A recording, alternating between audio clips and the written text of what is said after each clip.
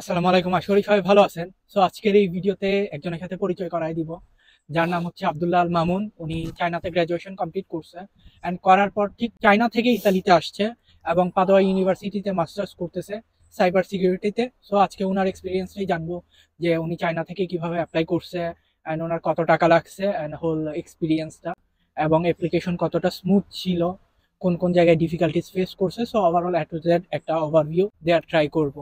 So এই হচ্ছে আব্দুল্লাহ আল মামুন ভাই, যার অ্যাপ্লিকেশন প্রসেস গত বছর আমি করছিলাম এন্ড উনি সাকসেসফুলি ভিসা পাইছে। সো উনি ওনার এক্সপিরিয়েন্সটাই বলবে যে ভাই আপনার মনে আছে আপনি কোন মাসে অ্যাপ্লাই করছিলেন ইউনিভার্সিটির জন্য? হ্যাঁ ভাই, আমি ফেব্রুয়ারির দিকে মনে হয় অ্যাপ্লাই করছিলাম। তবে এটার হিস্ট্রিটা শুরু হয়েছে যে আপনি যখন ভিসা পাইছিলেন। আচ্ছা। আপনি যখন 2022-এ আপনি যখন ভিসা পাইছিলেন, হ্যাঁ, আমার মনে আছে আমি তখন আপনার মেসেজ দিছিলাম যে ভাই কি অবস্থা, কেমনি কেমনি পাইলেন। হ্যাঁ, তো তখন থেকে আমি মাথায় ধরে রাখছি যে ভাই যেহেতু চায়নাতে পড়াশোনা করছে, হ্যাঁ। তো আমি ভাইয়ের মাধ্যমেই একটা ব্যবস্থা করব। আচ্ছা। তো আপনার মনে আছে কিনা, আমি আপনার প্রায় সময় মেসেজ হ্যাঁ, দিতাম আপনি যে মেসেজ ভাই দিবেন। এই জিনিসটা কিভাবে করলেন, বা হ্যাঁ, আপনি হ্যাঁ, যখন বাংলাদেশ থেকে টিকিট কেটে ইন্ডিয়া গেলেন, ইন্ডিয়া থেকে আবার বিভিন্ন আরব আমিরাতে বিভিন্ন হ্যাঁ, হ্যাঁ, জায়গাতে ঘুরে ঘুরে আপনি ইতালি আসলেন। হ্যাঁ, তখন আপনাকে কোশ্চেন করতাম যে কি অবস্থা ভাই, কিভাবে টিকিট কাটলেন, হ্যাঁ, এতগুলা কান্ট্রি ঘুরতেছেন। হ্যাঁ, তো জিনিসটা আমার কাছে খুব ফ্যাসিনেশন লাগতো আর কি, যে আপনি কিভাবে এগুলা করতেছেন।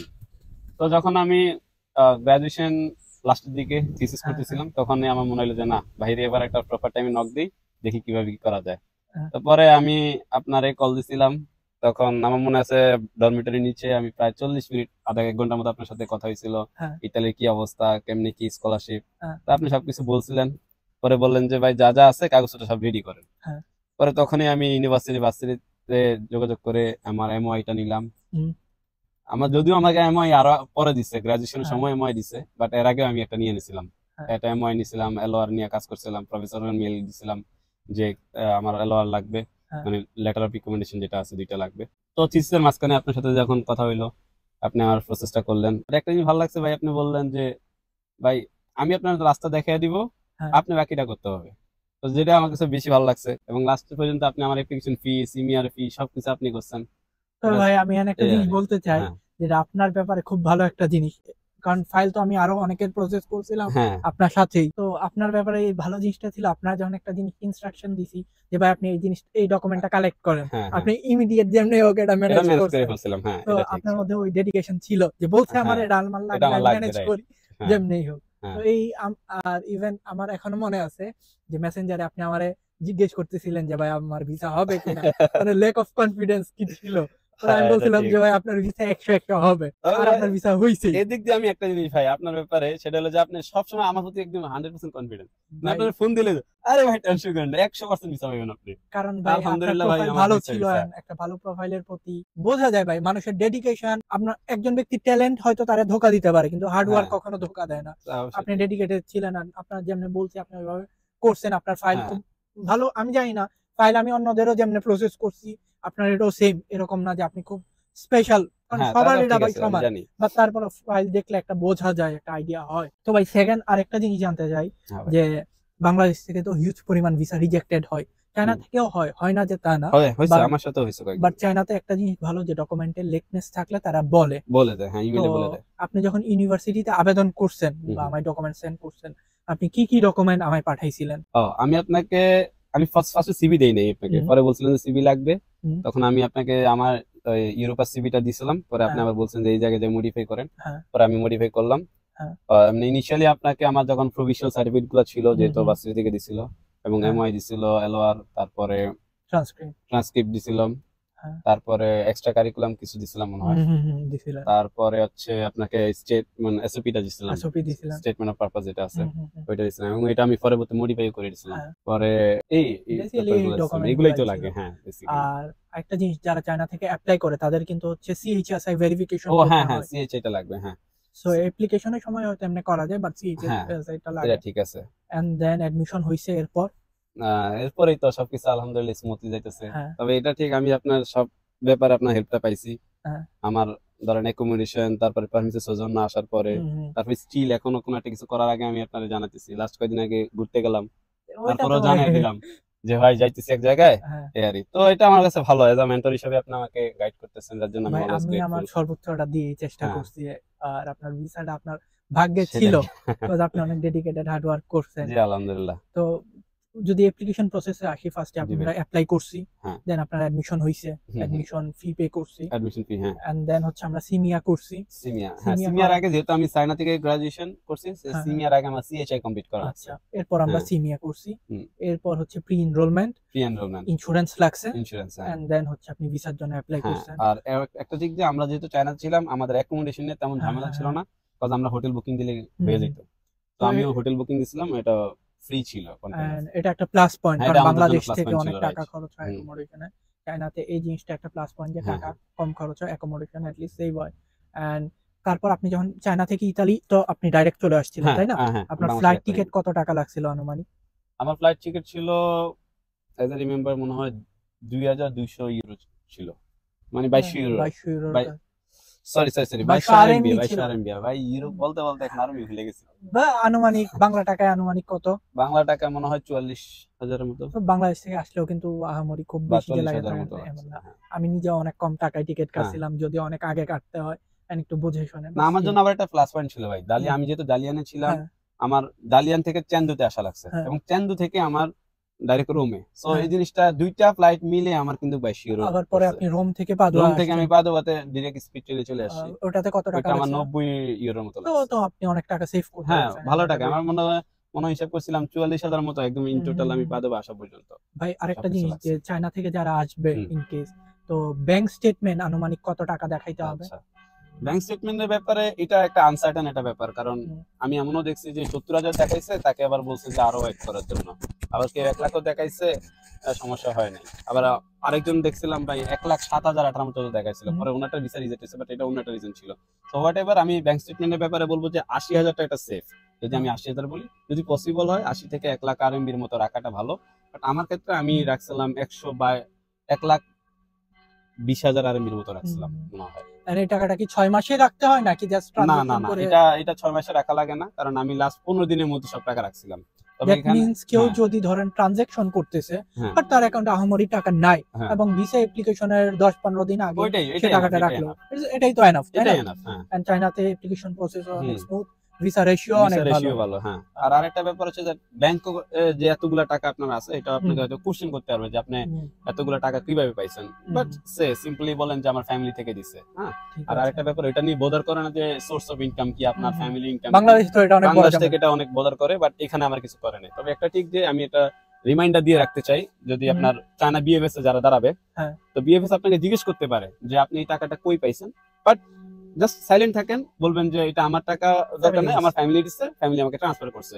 বাট এই যে ফ্যামিলি আপনাকে ট্রান্সফার করছে, সেক্ষেত্রে আপনার কোনো ডকুমেন্ট তো প্রয়োজন নেই, আচ্ছা, কারণ আপনি কিভাবে টাকা ম্যানেজ করতেছেন এটা আপ টু ইউ। ওকে। হ্যাঁ, এটা আপনার কোনোভাবেই মানে ওরা জাস্টিফাই করে না। তো বদল হ্যাঁ, বদার করে না, এটাই। আর এই বছর হ্যাঁ। বিএফএস এ ফাইল জমা নেয় না তো, ও এই বছর আচ্ছা, হচ্ছে ডাইরেক্ট এম্বাসিতে ফাইল জমা নিবে চায়না থেকে, হইতে পারে। তো এটাও তো একটা ভালো। যেমন আমার সময় আমি যেটা ভয় পেয়েছিলাম বিএফএস এ, বুঝছেন, বিএফএস আমাকে বলছিল যে তোমার যে বাবা দিছে এটা ডকুমেন্টস, আমি বলছিলাম নাই আমার কাছে। পরে হচ্ছে তোমার বাবার কোনো ডকুমেন্ট দাও, তোমার বাবার এনআইডি কার্ড দাও। তো আমার একটা জিনিস মাথায় ছিল, আমার কাছে সবই ছিল, বাট আমি কিছু দেই নাই। আমি কিছু না দেওয়ার কারণে ও আমার অ্যাপ্লিকেশন উপর এভাবে লিখছে, নো রিলেশনশিপ উইথ প্যারেন্টস। ভাই আল্লাহ, আমি যে ভয়টা পাইছি ভাই, কি রে ভাই, আমার কি প্যারেন্টস এর সাথে রিলেশনশিপ নেই? ওর ডিরেক্ট লাল কালির উপর লেখা দিছে। আমি অনেক ভয় ছিলাম। তো লাকিলি বাস 2-3 দিন পরে আমার মেল চলে আসে যে ভিসা অ্যাপ্রুভ। তারপরে 2 দিন পরে আমি ইন টোটাল 11 অক্টোবরে আমি ফাইল জমা দিয়েছিলাম বিএফএস এ, 16 অক্টোবরে আমি মেল পাইছি, 19 অক্টোবর আমার পাসপোর্ট ডিরেক্ট, অনেক দ্রুত প্রসেস হয়ে যায়। পাসপোর্ট আমার ডাইরেক্ট আমি আপনার ইএমএস এর মাধ্যমে পাঠিয়ে দিছে। মানে আপনার যাইতেও হয় নাই, না, যাওয়া লাগে না, ইএমএস এর মধ্যে পাঠিয়ে দিছে, কুরিয়ার করে দিয়ে কুরিয়ার দিছে। করে দিছে, আমি হচ্ছে যে ক্যাম্পাসে রিসিভ করে বলছি। আচ্ছা, কত আপনার 11 তারিখে জমা দিছি, 19 তারিখে পেয়ে গেছি, মাঝখানে 2 দিন আবার শনি রবিও ছিল। আলহামদুলিল্লাহ ভাই, এটা খুব স্মুথ ছিল আমার ব্যাপারে, আলহামদুলিল্লাহ। ভাই আরেকটা তবে জিনিস আমি আমি সবগুলা ঠিক ভাই, পেপারস হ্যাঁ। কোনো ফেক কোনো ডকুমেন্টস করি না, না, এটা যেটা আমি ভালো। লিজিট, আমি সবকিছু লিজিট এই দিছি। জিনিসটা ভাই আমি আর আমার রেকমেন্ড করি। এর ব্যাপারে আমার ব্যাংকটা 2019 সাল থেকে রানিং ব্যাংক হ্যাঁ, অ্যাকাউন্ট, হ্যাঁ। আমি করোনার সময় ব্যাংক অ্যাকাউন্ট ট্রানজাকশন ট্রানজাকশন রাখছিলাম করছেন। কিছু কারণে আর। তো যাই হোক, আলহামদুলিল্লাহ এখন পর্যন্ত সব ঠিকঠাক আছে। তবে ভাই আপনি যে একটা কথা বলছেন এটা অনেক গুরুত্বপূর্ণ, কাজ আপনি যদি সকল ডকুমেন্ট নিজে লেজিট দেন, হ্যাঁ, হ্যাঁ, তখন কিন্তু নিজের মধ্যে একটা কনফিডেন্স কনফিডেন্স থাকবে, থাকে, রাইট। হ্যাঁ, তাই না? আর হ্যাঁ। নিজের মধ্যেই যদি ত্রুটি থাকে তখন নিজের তাহলে কাছে ভাই চোর হবে না। চোর হ্যাঁ, ফিল, তখন তো সেটাই, ভিসা রিজেক্ট হওয়াটাই স্বাভাবিক, তাই না? স্বাভাবিক। জি ভাই। আর একটা লাস্ট জিনিস ভাই আমি জানতে চাই, আপনার তো ভিসা হইলো আলহামদুলিল্লাহ, আসলেন এখানে, আসার পর এখানে কি পাদুয়া ভার্সিটিতে আপনি স্কলারশিপ পাইছেন? হ্যাঁ ভাই, আমি এই স্কলারশিপের ব্যাপারে আমি যেটা বলবো যে হুম। আপনারা যারা অ্যাপ্লাই করবেন পাদোবার, স্পেশালি পাদোবারেতে, তারা হচ্ছে যে আপনারা মেইল গুলা অলওয়েজ চেক করবেন। আমি এমনও গেছে প্রতিদিন আমি আগে প্রথমে ঘুম থেকে উঠে আগে মেইল চেক করতাম। সো মেইলে আপনার সব ইনস্ট্রাকশন থাকবে। স্কলারশিপের ব্যাপারে একটা টাইম দিয়ে দিবে যে এই টাইমের মধ্যে আপনাকে সবাইকে জাস্ট অ্যাপ্লিকেশন করা হবে। Apply করতে অ্যাপ্লাই হবে। করার টাইমে কোনো ডকুমেন্ট দেওয়া লাগে না। হ্যাঁ, শুধু Just অ্যাপ্লাই। ইনিশিয়ালি আপনাকে নাম টাম দেওয়া জিজ্ঞেস করা হ্যাঁ, লাগে, হ্যাঁ। ফ্যামিলি মেম্বার কতজন, এতটুকুই জাস্ট। এই যে জাস্ট একটা ক্লিক করাইতেই আমার হ্যাঁ। কিন্তু স্কলারশিপটা হয়ে গেছে। হ্যাঁ, এমন অনেকে আছে যে ওই ডেডলাইনটা মিস করার কারণে স্কলারশিপটা পায় নাই, জাস্ট ডেডলাইনটা। এক্স্যাক্টলি ভাই। হ্যাঁ। এখন একটা সো জিনিস ডেডলাইনটা হচ্ছে, অলওয়েজ হচ্ছে যে মনে হ্যাঁ, রাখা লাগবে আর কি। একটা জিনিস ভাই আমি জানতে চাই জি। যে দেখেন আপনি যে কথাটা বললেন যে ডেডলাইনের আগে অ্যাপ্লাই করতে হবে, হুম। এটা যে ইলিজিবল হয় এক জিনিস, পাওয়া অন্য জিনিস, পাওয়া তাই অন্য না? জিনিস, হ্যাঁ। ইলিজিবল তো আপনি বাংলাদেশি ন্যাশনাল হিসেবে আপনি বাংলাদেশি, হ্যাঁ, হ্যাঁ। আপনি ইলিজিবল, দ্যাটস ইট, এলিজিবল, হ্যাঁ। তাই না? হুম। আর আপনার তো সেই ডেডলাইনের আগে অ্যাপ্লাইটা তো করতে অ্যাপ্লাইটা হবে। করতে হবে, রাইট। এখন ডেডলাইন আপনি অ্যাপ্লাই করলেন না, এরপরে হুম। এসে কমপ্লেইন করতেছেন যে ভার্সিটি না, স্কলারশিপ হবে দেয় না। না, তাইলে এটা তো আর ভ্যালিড না, তাই হ্যাঁ। না? তো যারা স্কলারশিপের টার্গেট আছে সেটা হচ্ছে যে সবসময় মাথায় রাখবেন ডেডলাইনটা, কারণ আপনি জাস্ট হুম। ওখানে অ্যাপ্লাইটা করবেন, আর কিছুই না। আর কিছুই না, আর এই স্কলারশিপটা মেরিট বেস না, এটা একটা হ্যাঁ। রিমাইন্ডার। এটা হচ্ছে যে ফাইন্যান্সিয়াল ব্যাকগ্রাউন্ড আপনার কেমন এটার সেটার উপর উপরে, বেস করে। আপনার ফ্যামিলি ইনকাম কেমন সেটার উপরে। তো মানে যখন এটা আপনি মোটামুটি অ্যাপ্লাই, সবাই হ্যাঁ, পায়, তাই না? মোটামুটি সবাই পায়, যদি আপনি এখানে Deadline-এর অন আগে। টাইমে আসে ডেডলাইন গুলা, জাস্ট হ্যাঁ। ডেডলাইন গুলা মাথায় রাখলে হবে। আর কেউ যদি এখানে অন টাইম না আসতে অন পারে, টাইম না আসতে পারলেও পাবে না। আপনি দেখা গেল তাহলে, যে অ্যাপ্লাই করছেন ঠিক আছে, হ্যাঁ, কিন্তু আপনি পেপার দিলেন যে ডিসেম্বর জানুয়ারি, হ্যাঁ, তাহলে তো হবে না, তো কারণ এটা এখানে, কার দোষ হবে? হ্যাঁ এটাই। সো এখানে একটা ডেডলাইন আছে যে এত তারিখের আগে আপনার ইজেটা জমা দেওয়া লাগবে। হ্যাঁ।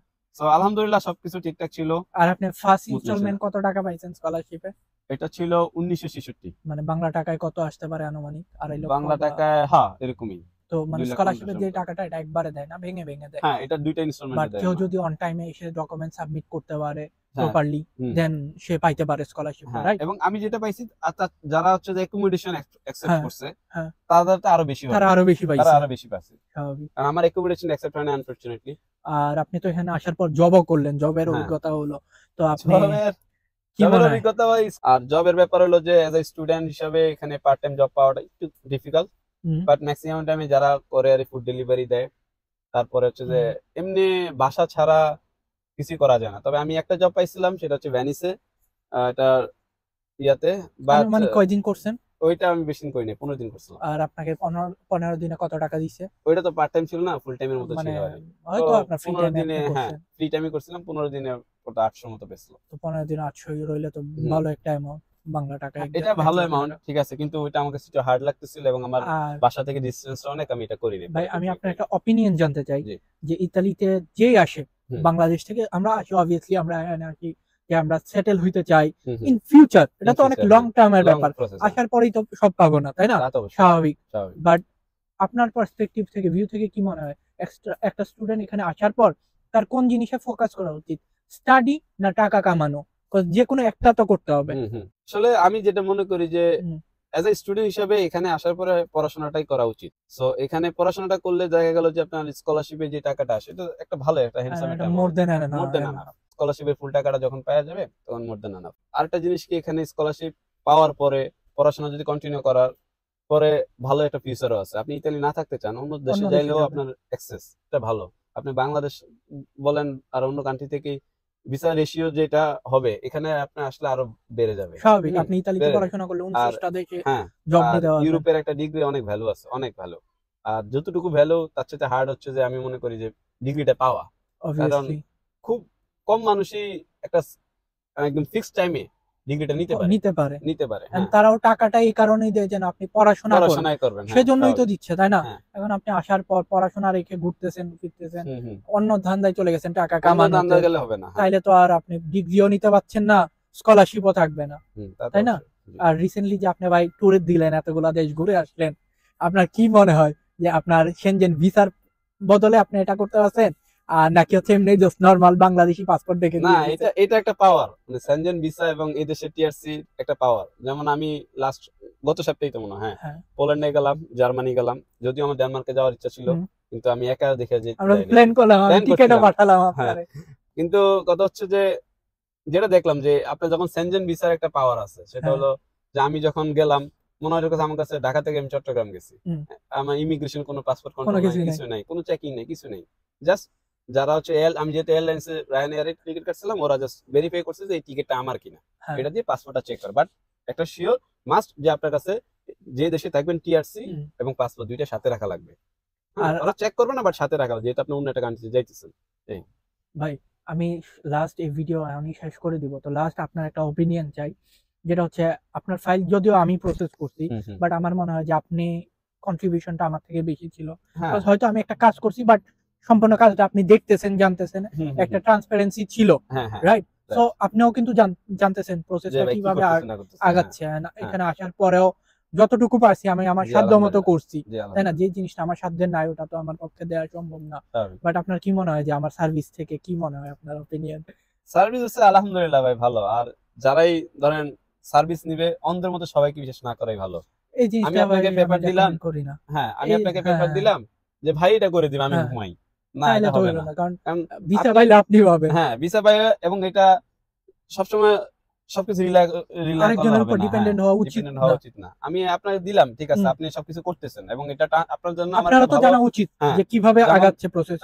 আপনার মাধ্যমে কাজ করার ফলে আমার একটা ট্রান্সপারেন্সি ছিল আপনাদের হ্যাঁ। মধ্যে, যেটা হলো যে আপনি আমার ইমেলের মাধ্যমে সবকিছু করছেন। হ্যাঁ, আমার কাছে মেসেজ আসতেছে, ভাই হ্যাঁ। কবে আমার পেমেন্টটা দিছে, কবে সাবমিট হ্যাঁ। করছে, And কোন কোন মেসেজে কি প্রসেস আসতেছে। করতেছি আমি হ্যাঁ আপনার জানাচ্ছি যে ভাই হ্যাঁ সেটাই এখন এই পেমেন্ট লাগবে, এখন সেটাই। এইভাবে আগাচ্ছি, হ্যাঁ এটা করলে মানে আর্জেন্ট করব না, হ্যাঁ, নরমাল করব, নরমাল করবো, এটা এটা so করলে ভাই এই আপনার জন্য হ্যাঁ, ভালো হ্যাঁ। হবে, ওইটা করলে So, করেন না, বা এটা এইভাবে একটা করলে একটু ডিসকাশন ইজি থাকে হবে। যেটা হ্যাঁ এজেন্সিতে হয় না। না এন্ড এজেন্সিরা তো ভুল ডকুমেন্ট দেয় ম্যাক্সিমাম হুম টাইম, হুম ফেক ডকুমেন্ট দেয়, কজ তাদের লস নাই একটা সেটাই। ভিসা রিজেক্টেড হলে, হুম হুম বাট আমার লস আছে একটা লস ভিসা আছে, স্বাভাবিক। রিজেক্টেড হলে আমি যে এই 7-8 মাস কষ্ট ইনভেস্ট করি, করতেছেন, হ্যাঁ আমার শ্রম নষ্ট, সময় যে দিচ্ছি ওটাও লস। হুম এই হুম সময়টা আমি অন্য কোথাও ইনভেস্ট করলে আমি কিন্তু ইনস্ট্যান্ট টাকা ইনকাম করতে পারছি, তাই না? তা তো অবশ্যই। তো ওভারঅল যারাই হচ্ছে এই ভিডিওটা দেখবেন, মামুন ভাইয়ের এক্সপিরিয়েন্স, উনি নিজেই ওনার রিয়েল এক্সপিরিয়েন্স শেয়ার করছেন। উনি প্রথম থেকেই হচ্ছে লাইক আমারে বলতো যে ভাই আমার কি ভিসা হবে, আর আমি ওর একটাই কথা ছিল, হবে না কেন, হবে হবে না কেন, হবে না ভাই, হবে, একবার হবে, হ্যাঁ, ডকুমেন্ট সব রিয়েল দিচ্ছি, কেন হবে না? না, একটা জিনিস হচ্ছে যে ভাই ভাগ্যের উপর কেউ কিছু করতে পারে না, হ্যাঁ বাট তা ঠিক। সেটা দূরের ব্যাপার, ট্রাই তো করতেছি আমি, তাই না? হ্যাঁ জি, তো এটা থেকে কেন একটা আউটপুট আসবে না? আসবে না, হ্যাঁ রাইট। যদি নেগেটিভ আসে, কোন একটা কারণেই নেগেটিভ আসবে, হ্যাঁ ওটা সমাধান করে আবার আগানো যাবে, আগানো যাবে, রাইট। বাট মাইন্ডসেট ওইরকম ডেডিকেটেড থাকতে হবে। তো এই ছিল ভিডিও, উনি ওনার রিয়েল এক্সপিরিয়েন্স শেয়ার করছে যে উনি কোন কোন ডকুমেন্ট লাগছে অ্যাপ্লাই করতে, এন্ড দেন হোল প্রসেস, ইউনিভার্সিটির আবেদন, এরপর সিএইচএসআই, সিএচএস সিমিয়া, hmm. And then insurance, insurance, enrolment, visa, and then আপনি এখানে আসছেন, হ্যাঁ এখানে আসার পরে And টিআরসি। টিআরসির জন্য অ্যাপ্লাই করছেন, হুম। and যতটুকু পারছি ভাই হেল্প করছি জি ভাই ভিসার অবশ্যই। আগে এবং পরে, জি। and সাধ্য মতো, জি তাই স্টিল না? আমরা এখনো ভাই ব্রাদারের মতো তো চলতেছি। ভাই ব্রাদারের মতো কয়েকদিন আগে আলহামদুলিল্লাহ। আমরা ট্যুরেও গেলাম। হ্যাঁ তো ভাই এটা একটা ভালো, মানুষের সাথে তো আর শুধু অ্যাপ্লিকেশনের সম্পর্ক হয় না, তাই না?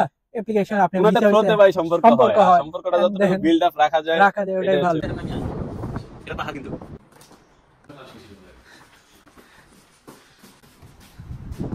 ও ভাই